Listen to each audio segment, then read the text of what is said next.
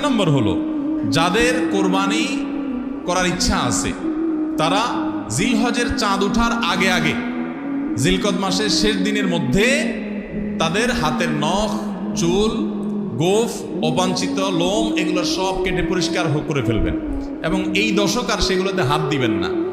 কোরবানি করে তারপরে সেগুলো পরিষ্কার করতে চাইলে করবেন, এই দশকে আর হাত দিবেন না। নবী সাল্লাল্লাহু আলাইহি ওয়াসাল্লাম বলেছেন, মান আরাদা আন ইউদাহিয়া ফালা ইয়াখুয মিন শা'রিহি ওয়া আযফারিহি শাইআ, যে ব্যক্তি কোরবানি করার এরাদা করেছে, নিয়ত করেছে, সেই জন্য তার চুল, নখ এগুলো না কাটে ওই 10 দিন। জিলহজের চাঁদ উঠছে আর কাটবেন না, চাঁদ উঠার আগে আগে কেটে ফেলবেন এবং কোরবানির পরে যায় কাটবেন, এই 10 দিন বিরত থাকা।